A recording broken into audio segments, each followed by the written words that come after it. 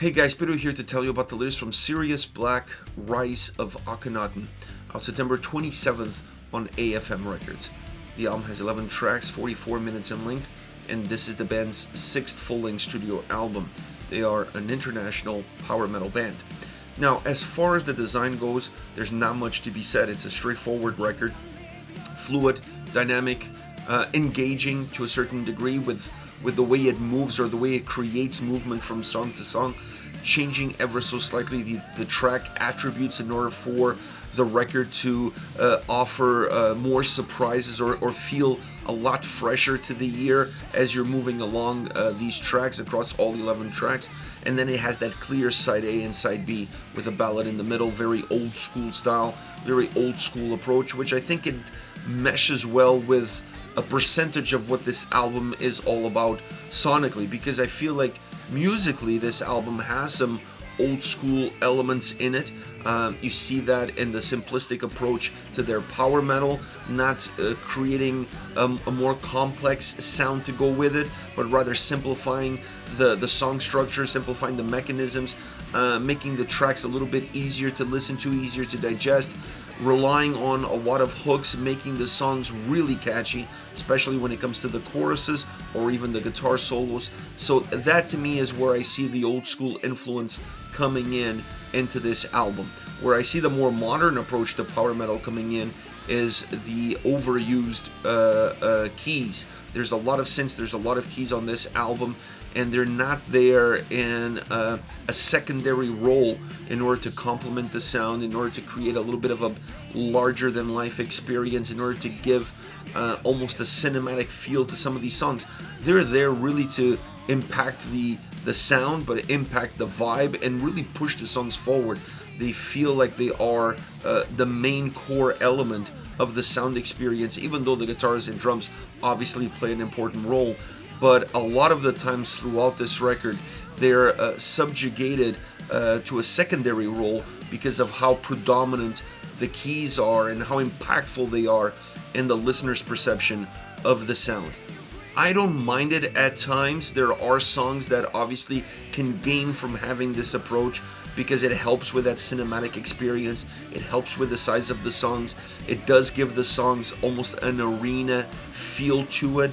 But once you start going too much down that path, you start to lose a little bit of the power in your power metal, and the guitars don't feel as the main ingredient. And I think for a great sounding power metal record, specifically one that has a simplistic attribute to it, you need the guitars in the forefront with the vocals.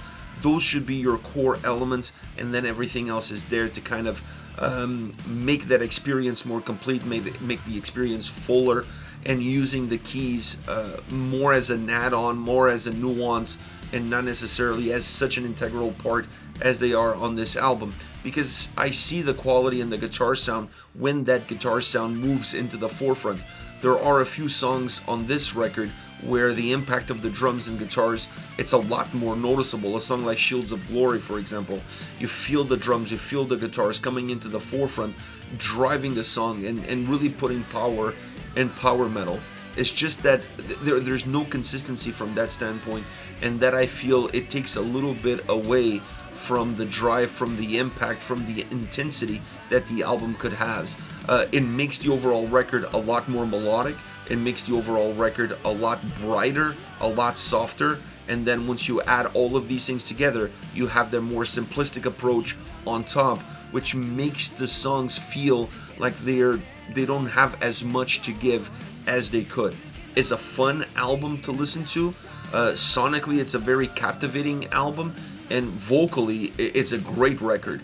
I felt like the vocals were perhaps the one element that you really cannot point a finger at, because the vocal performance throughout the entire album is super consistency.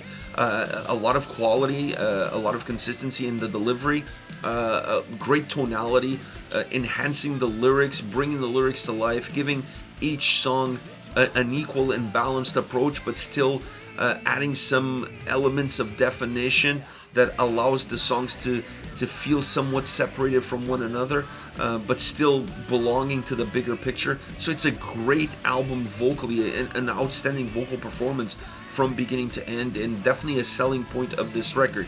But when you look at the sound, when you look at the impact of the keys on this record, when you look at the simplistic approach to some of the songwriting, when you add all of these things together, the album feels like it fell a little bit short of the finish line. I wanted to see more of the strength of the album being placed on the guitar sound, on the execution of those guitars, outside of the solos, which were magnificent on this album. I wanted the guitars to be at the lead and the forefront, with the drums helping pushing them from behind, and then insert the keys to create the ambiance, to fill in the blanks. You would still be able to have a simple sounding power metal album, but I think would have been an album with a lot more power in its metal. As far as favorite songs are concerned, I want to start off with We Are the Storm, a song that's light, bright. That's the experience that it offers. The keys really define what that experience is, that brightness that the song has, that light-hearted aspect of the song.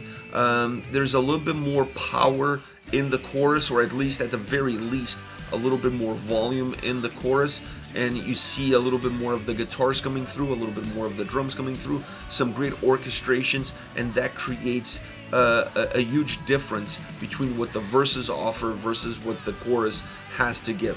Vocally very consistent, infusing great energy into the song.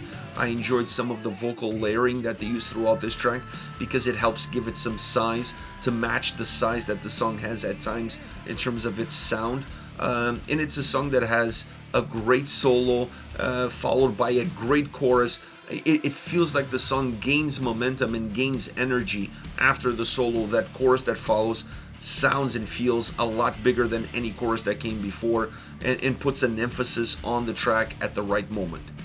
Next, we have a song that I mentioned already, Shields of Glory.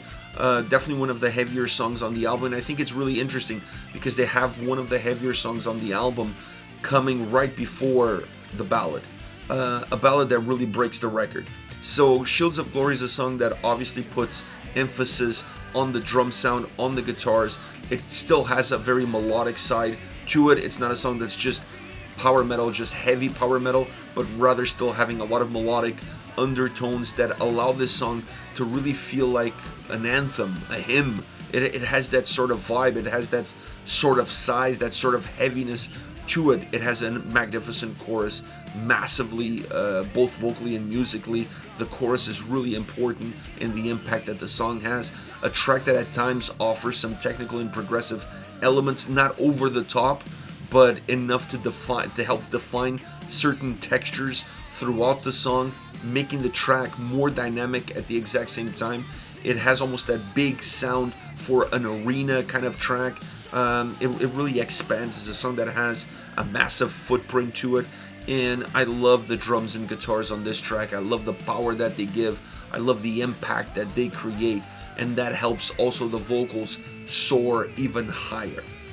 Right after this comes the next song, which is When I'm Gone, a ballad that starts off with a piano, very stripped down piano and vocals, and you see that mood, you see the atmosphere, and you really feel the vocals on this track, specifically because the way it opens, that stripped down approach really puts the vocals in the forefront and allows them to gain your attention immediately. They feel very warm, very naked, and right in front of you, not hiding behind anything. There's a sense of vulnerability with it that I really enjoyed about this track. It's a track that once you get into the first chorus, you start to see the song becoming a little bit fuller, more complete, because then the guitars come in, the drums come in, the song gains a little bit of volume. I wouldn't go as far as to say heaviness, but it gains a little bit of volume, it gains a little bit of bite, and that transports itself into the next verses and into the rest of the song. So it's a track that starts off with that stripped down approach. It gains a lot more as it progresses, but it keeps a lot of the undertones, a lot of the melodies that started off with that piano, they stay on throughout the track, just now as a more underlining layer, and then the synths come in to create a nice little veil of atmosphere surrounding this track. It's a great ballad, a great song, and a much needed reset in the middle of the record. This is at Sirius Black with Rise of Akhenaton. out September 27th on AFM Records. Let me know your thoughts on the band, on the singles. Hit me up in the comment section. I'll see you all at the next video. Take care, guys.